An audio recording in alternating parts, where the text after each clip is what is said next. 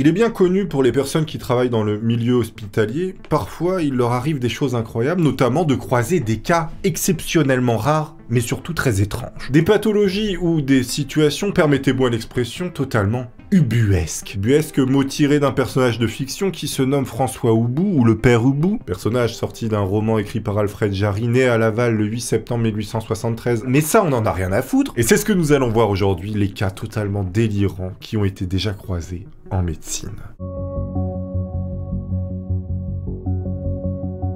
Il y a un mec dans l'Ohio qui s'est ramené tout d'un coup à l'hôpital, il a tiré la langue et il se trouve que sa langue était poilue et verte. Bizarre. Ce personnage a évidemment suscité des interrogations quant à sa santé. Cette étrange métamorphose qualifiée de transformation en loup-garou lingual a été détaillée dans le New England Journal of Medicine. Autant vous dire que ce cas a fait parler parce que c'est pas un journal de pécore en termes de science. Selon les médecins, le patient avait à peu près 65 ans et son identité n'a pas été révélée. Ce phénomène absolument rarissime et qui n'avait jamais été vu a été diagnostiqué comme étant une langue poilue. C'était la définition scientifique puisqu'on n'en avait jamais vu, on savait pas ce que c'était. Langue poilue. Bonjour. C'est une condition, en fait, où les papilles filiformes de la langue se développent et se décolorent en raison de l'accumulation de débris et de bactéries, donnant ainsi l'apparence de poils. Ces poils pouvant atteindre 2,5 cm de longueur en l'absence de grattage régulier et peuvent piéger diverses substances comme de la salive ou de la nourriture. En fait, il avait la langue tellement infâme qu'on aurait dit qu'elle était poilue. Bien que la langue poilue puisse revêtir différentes teintes, telles que le brun, le blanc, le vert, le rose, en fonction de divers facteurs, les médecins ont été surpris par la couleur verdâtre de la langue de cet homme. Il faut savoir que la langue poilue, c'est un phénomène qui se passe chez les gens qui ont une hygiène plutôt douteuse, et c'est souvent des personnes qui ont plus de 40 ans. Évidemment, il y a des facteurs aggravants comme le tabagisme ou la prise d'antibiotiques, comme c'était le cas pour ce patient en particulier, qui avait récemment terminé un traitement antibiotique pour une infection des gencives. Alors des fois, il y a des gens qui font des surréactions à certains médicaments, il se passe des trucs incroyables. Heureusement, la langue poilue est une condition temporaire et inoffensive, avec pour principal symptôme une légère sensation de brûlure. Et en fait, pour remédier à ça, eh bien les médecins ont conseillé aux patients de se brosser la langue avec une brosse à dents 4 fois par jour, mais surtout d'arrêter de fumer, ce qui a finalement permis une résolution complète du problème après 6 mois. Bon, maintenant, si jamais vous avez la langue poilue, vous savez ce qu'il vous reste à faire. Brossez-vous les dents.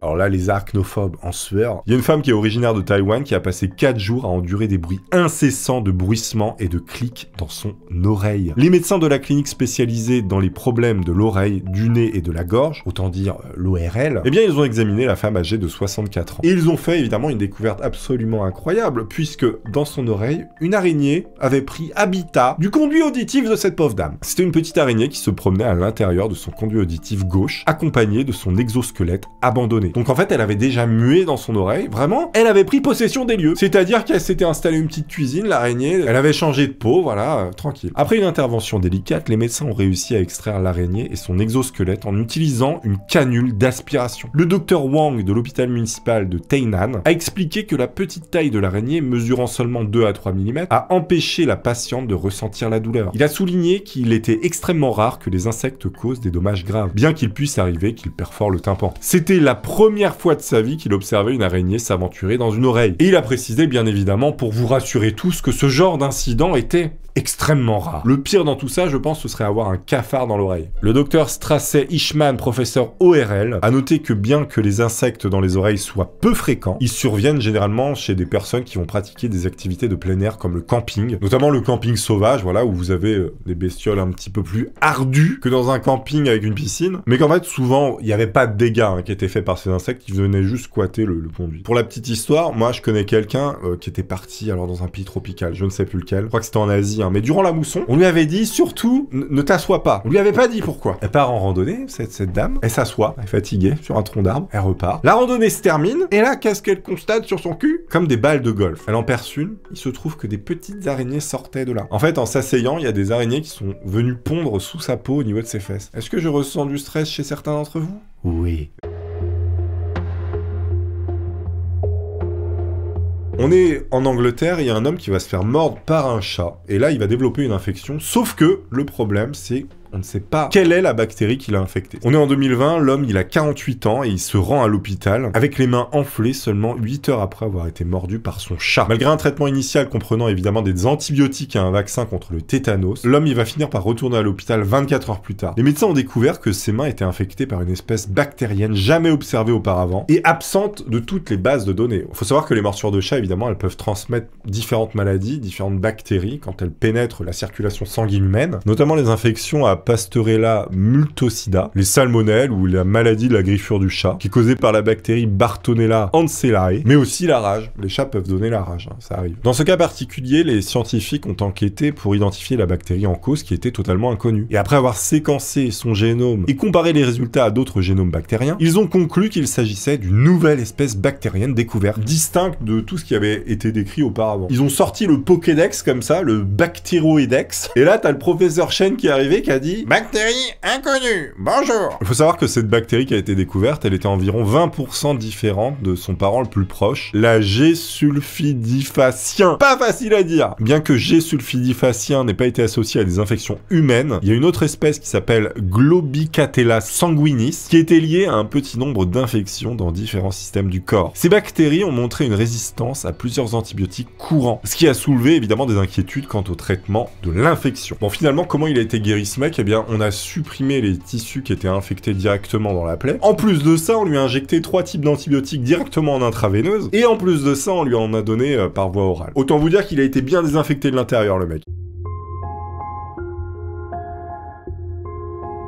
Alors avec un nom pareil, déjà on se dit, c'est quoi ce bordel? Et bien récemment, il y a un homme de 72 ans qui a développé une éruption cutanée sévère sur tout son dos. Cette éruption était si douloureuse qu'il a dû se rendre aux urgences. Il s'avère que cet homme avait consommé un certain type de champignon. Si jamais vous êtes des fans du Japon, vous connaissez forcément le shiitake. Vous qui regardez Naruto Shippuden, ou encore DBZ, ou bien encore le mec avec le chapeau là, Luffy. Bref, le vieux avait mangé des shiitake. Et donc 2 jours plus tard, il a développé une espèce d'éruption absolument dégueulasse sur tout son dos qui l'empêchait de dormir. Le shiitake ou lantin du chêne ou lantin comestible comme on l'appelle ici, c'est le champignon le plus consommé au monde après le champignon de Paris. Comme vous le savez, il est originaire d'Asie mais c'est largement développé sur le marché européen ces dernières années, notamment grâce à Naruto, pas du tout, rien à voir. Je pense que la passion pour tout ce qui est culture asiatique a réellement ramené ce genre de truc plus facilement en Europe. C'est un autre débat. Les shiitake sont utilisés dans pas mal de cuisines asiatiques pour leur saveur terreuse et charnue ainsi que leur vertu. Cependant, dans ce cas-là, en fait, si jamais c'est mal cuit, vous pouvez avoir des réactions cutanées absolument dégueulasses. Lorsque l'homme s'est rendu à l'hôpital, les médecins ont constaté des traînées de peau enflammées et enflées sur tout son dos, semblables à des coups de fouet. Après avoir exclu des allergies possibles, les médecins ont conclu qu'il s'agissait de dermatite flagellaire, qui est une réaction typique au shiitake mal cuit. Il faut savoir que cette réaction plutôt rare au shiitake avait déjà été expliquée pour la première fois notamment en 77 au Japon. Ça peut toucher comme ça absolument tout le corps, en entraînant des démangeaisons absolument horribles durant plusieurs semaines. Les symptômes arrivent quelques heures après l'ingestion des champignons contaminés et peuvent se réactiver en cas de nouvelle ingestion. Et pour guérir, on donne seulement des anti-inflammatoires. Ça dure à peu près 8 semaines, après c'est fini. Mais en fait, c'est un truc très bizarre parce que les gens se ramènent à l'hôpital et on dirait qu'ils ont pris des coups de fouet, mais vraiment dans la gueule, quoi. Alors que c'est un pauvre champlard qui les a contaminés. Vous avez un homme qui va chez le dentiste et qui se fait enlever deux dents. Il ressort de chez le dentiste, mais voilà qu'il est pris de vertige et de vomissement. Pas bon. De là, évidemment, il va se rendre aux urgences et ils vont remarquer notamment des mouvements oculaires vers la gauche, très bizarres comme ça. Ses yeux, ils font des trucs chelous. De plus, sa démarche, elle est très instable et il avait tendance à tomber vers la droite. Des examens ont montré qu'il avait une hémorragie intracérébrale. Le mec avait littéralement fait une rupture d'anévrisme sans anévrisme. Alors initialement, le lien entre l'intervention dentaire et une hémorragie cérébrale peut sembler improbable. Cependant, après un examen approfondi, il est devenu clair que certains facteurs auraient pu contribuer à cet événement très inhabituel. Durant les extractions dentaires, la manipulation des dents peut perturber accidentellement les vaisseaux sanguins voisins, pouvant potentiellement entraîner l'expulsion d'un caillot sanguin vers le cerveau, déclenchant une hémorragie. Alors je pense que pour tous ceux qui vont aller chez le médecin, maintenant ça va être encore plus le stress. À noter que pour avoir un rendez-vous chez le dentiste, maintenant ça prend 1 an et demi. Vous avez 1 an et demi pour vous préparer au stress. Cependant, l'hémorragie intracérébrale peut être causée par divers facteurs, tels que l'abus de médicaments, notamment des tumeurs cérébrales, des blessures physiques et l'exposition sévère au froid. Par exemple, vous avez une femme qui avait fait le Ice Bucket Challenge qui a fait une hémorragie cérébrale. C'est-à-dire que c'était trop froid d'un coup, il y a un truc qui a claqué dans son crâne, elle est morte. Les médecins ont découvert que 6 semaines avant la visite chez le dentiste, le patient avait été recommandé pour une tomodensitométrie en raison de soupçons de maladie de Parkinson. Bien que l'imagerie n'ait montré aucune anomalie des vaisseaux sanguins cérébraux, elle a révélé une maladie située dans la matière blanche de celui-ci, résultant d'une altération du flux sanguin, endommageant les fibres nerveuses responsables de la communication entre les hémisphères cérébraux. Donc après ça, en fait, on lui a donné de l'aspirine et ça allait mieux. En fait, le mec a juste pas eu de chance, c'était un problème très rare qu'il avait dans son cerveau. Et après être allé chez le dentiste, en fait, ça a déclenché un problème. Faut savoir qu'il y a un tout petit bébé, un nourrisson, qui a reçu le vaccin contre le Covid à l'époque. Et en fait, ses yeux sont passés de marron à bleu, mais turquoise. Ce petit de 6 mois, il habite en Thaïlande et il a été diagnostiqué par la fameuse maladie qu'on connaît tous, après avoir souffert de fièvre et de toux pendant une journée. Le bébé, il s'est vu prescrire du Favipiravir, qui est un antiviral approuvé par le ministère thaïlandais de la Santé en 2022 pour les enfants présentant des symptômes légers à modérés. C'est marrant qu'on donne des antiviraux là-bas en Thaïlande, ici on n'en donne pas du tout, quasiment, en France. Et de manière surprenante, environ 18 heures après le début du traitement, la mère de l'enfant a remarqué que ses yeux bruns étaient devenus bleu vif. Elle était très inquiète et elle a contacté évidemment des professionnels de santé. Et évidemment, elle a reçu l'ordre d'arrêter tout de suite le médicament. Donc en fait, c'était probablement l'association du vaccin et de l'antiviral qui a fait que ça a changé la couleur. Après environ 5 jours, la décoloration, elle s'est estompée et les yeux du bébé sont revenus à la normale. Des examens médicaux ont révélé que la cornée de l'enfant avait perdu de sa teinte bleutée, tandis qu'aucun pigment bleu n'était détecté à la surface de l'iris ou de la capsule du cristallin antérieur. Bon là c'est un peu technique, on parle de